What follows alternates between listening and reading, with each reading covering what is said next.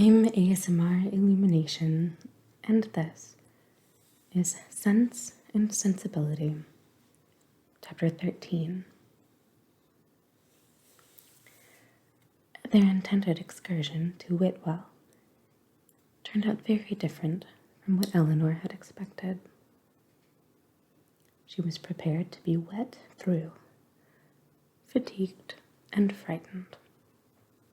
But the event was still more unfortunate, for they did not go at all.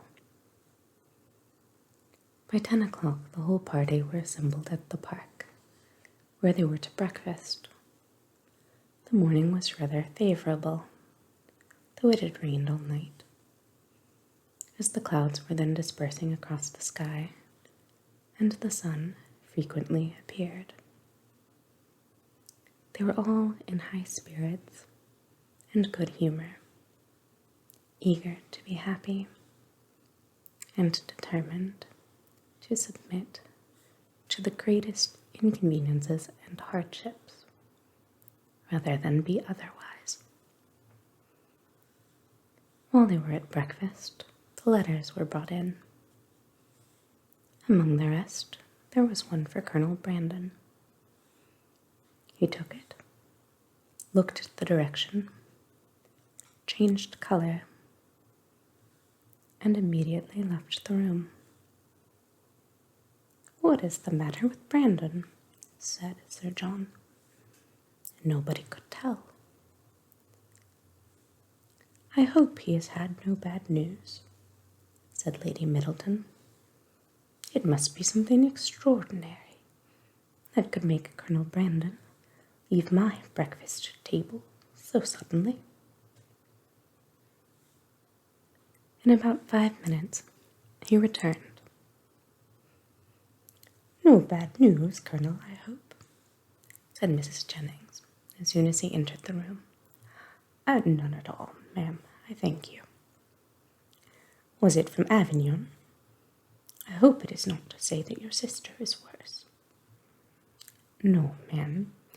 It came from town and is merely a letter of business." "But how came the hand to discompose you so much, if it was only a letter of business? Come, this won't do, Colonel, so let us hear the truth of it." "My dear madam," said Lady Middleton, "recollect what you are saying." "Perhaps it is to tell you that your cousin Fanny is married," said Mrs. Jennings, without attending to her daughter's reproof.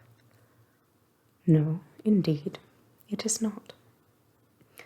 "Well, then, I know who it is from, Colonel, and I hope she is well." "Whom do you mean, ma'am?" said he, coloring a little. "Oh, you know who I mean." "I am particularly sorry, ma'am," said he, addressing Lady Middleton, "that I should receive this letter today, for it is on business which requires my immediate attendance in town." "In town?" cried Mrs. Jennings.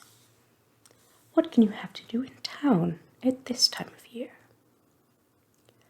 "My own loss is great," he continued, "in being obliged to leave so agreeable a party. But I am the more concerned, as I fear my presence is necessary to gain your admittance at Whitwell." What a blow upon them all was this! "But if you write a note to the housekeeper, Mr. Brandon," said Marianne eagerly, "will it not be sufficient?" He shook his head. "We must go," said Sir John. "It shall not be put off when we are so near it. You cannot go to town till tomorrow, Brandon. That is all." "I wish it could be so easily settled. But it is not in my power to delay my journey for one day." If you would but let us know what your business is, said Mrs. Jennings, we might see whether it could be put off or not. You would not be 6 hours later, said Willoughby, if you were to defer your journey till our return. I cannot afford to lose 1 hour. Elinor then heard Willoughby say, in a low voice, to Marianne, there are some people who cannot bear a party of pleasure. Brandon is one of them. He was afraid of catching cold, I dare say, and invented this trick for getting out of it. I would lay 50 guineas the letter was of his own writing. I have no doubt of it, replied Marianne. There is no persuading you to change your mind, Brandon. I know of old, said Sir John, when once you are determined on anything. But however, I hope you will think better of it. Consider. Here are the 2 Miss Careys come over from Newton. The 3 Miss Dashwoods walked up from the cottage, and Mr. Willoughby got up 2 hours before his usual time on purpose to go to Whitwell. Colonel Brandon again repeated his sorrow at being the cause of disappointing the party, but at the same time declared it to be unavoidable. Well then, when will you come back again? I hope we shall see you at Barton, added her ladyship, as soon as you can conveniently leave town, and we must put off the party to Whitwell till you return. You are very obliging, but it is so uncertain when I may have it in my power to return, that I dare not engage for it at all. Oh, he must and shall come back, cried Sir John. If he is not here by the end of the week, I shall go after him. Aye, do so, Sir John, cried Mrs. Jennings, and then perhaps you may find out what his business is. I do not want to pry into other men's concerns. I suppose it is something he is ashamed of. Colonel Brandon's horses were announced. You do not go to town on horseback, do you? Added Sir John. No, only to Honiton. I shall then go post. Well, as you are resolved to go, I wish you a good journey, but you had better change your mind. I assure you, it is not in my power. He then took leave of the whole party. Is there no chance of my seeing you and your sisters in town this winter, Miss Dashwood? I am afraid none at all. Then I must bid you farewell for a longer time than I should wish to do. To Marianne, he merely bowed and said nothing. Come, Colonel, said Mrs. Jennings, before you go, do let us know what you are going about. He wished her a good morning, and attended by Sir John, left the room. The complaints and lamentations which politeness had hitherto restrained now burst forth universally, and they all agreed again and again how provoking it was to be so disappointed. I can guess what his business is, however, said Mrs. Jennings exultingly. Can you, ma'am? Said almost everybody. Yes, it is about Miss Williams, I am sure. And who is Miss Williams? Asked Marianne. What? Do not you know who Miss Williams is? I am sure you must have heard of her before. She is a relation of the Colonel's, my dear. A very near relation. We will not say how near, for fear of shocking the young ladies. Then, lowering her voice a little, she said to Elinor, She is his natural daughter. Indeed. Oh, yes, and as like him as she can stare. I dare say the colonel will leave her all his fortune. When Sir John returned, he joined most heartily in the general regret on so unfortunate an event, concluding, however, by observing that as they were all got together, they must do something by way of being happy. And after some consultation it was agreed that although happiness could only be enjoyed at Whitwell, they might procure a tolerable composure of mind by driving about the country. The carriages were then ordered. Willoughby's was first, and Marianne never looked happier than when she got into it. He drove through the park very fast, and they were soon out of sight, and nothing more of them was seen till their return, which did not happen till after the return of all the rest. They both seemed delighted with their drive, but said only, in general terms, that they had kept in the lanes, while the others went on to the downs. It was settled that there should be a dance in the evening, and that everybody should be extremely merry all day long.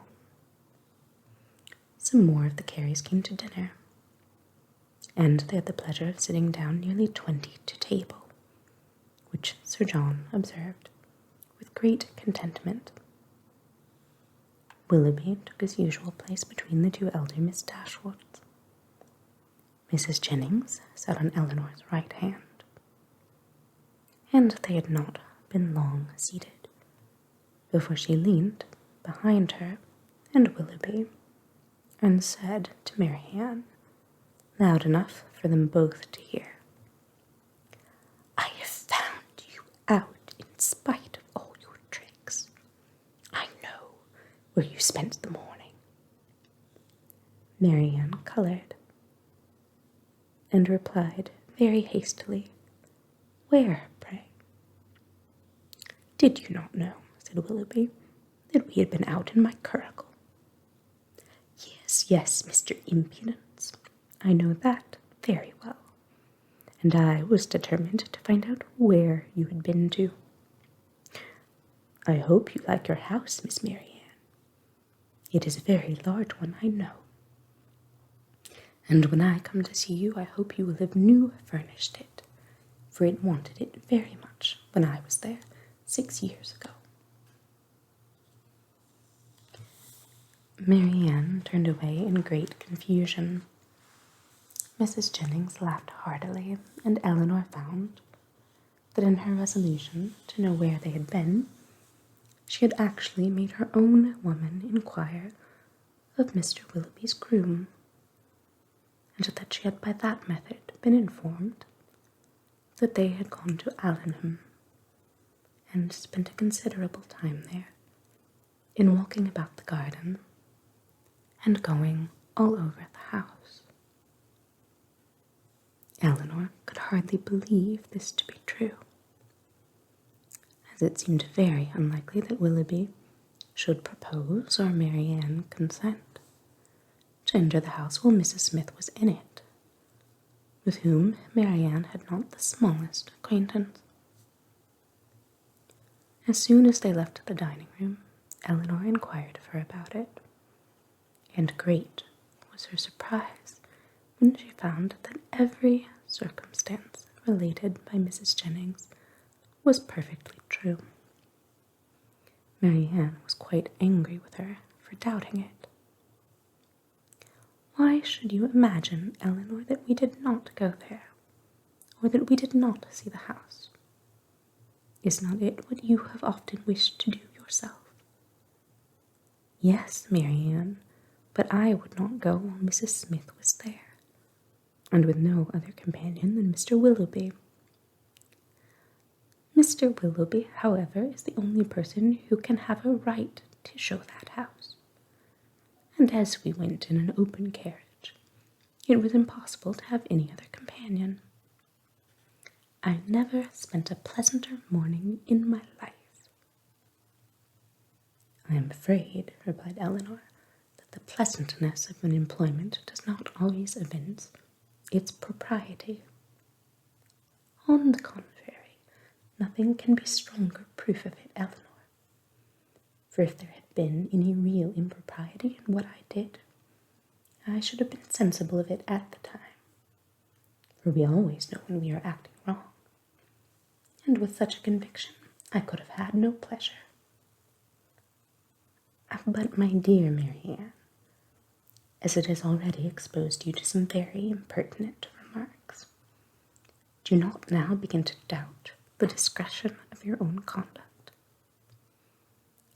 If the impertinent remarks of Mrs. Jennings are to be the proof of impropriety in conduct, we are all offending every moment of all our lives. I value not her censure any more than I should do her commendation. I am not sensible of having done anything wrong in walking over Mrs. Smith's grounds or in seeing her house. They will one day be Mr. Willoughby's, and if they were one day to be your own, Marianne, you would not be justified in what you have done. She blushed at this hint, but it was even visibly gratifying to her, and after a 10 minutes' interval of earnest thought, she came to her sister again and said, with great good humour, "Perhaps, Eleanor, it was rather ill-judged in me to go to Allenham, but Mr. Willoughby wanted particularly to show me the place, and it is a charming house, I assure you. There is one remarkably pretty sitting room upstairs, of a nice comfortable size for constant use, and with modern furniture it would be delightful. It is a corner room, and has windows on 2 sides. On one side you look across the bowling green, behind the house, to a beautiful hanging wood, and on the other you have a view of the church and village, and beyond them, of those fine bold hills that we have so often admired. I did not see it to advantage, for nothing could be more forlorn than the furniture. But if it were newly fitted up, a couple of £100, Willoughby says, would make it one of the pleasantest summer rooms in England." Could Eleanor have listened to her without interruption from the others, she would have described every room in the house with equal delight.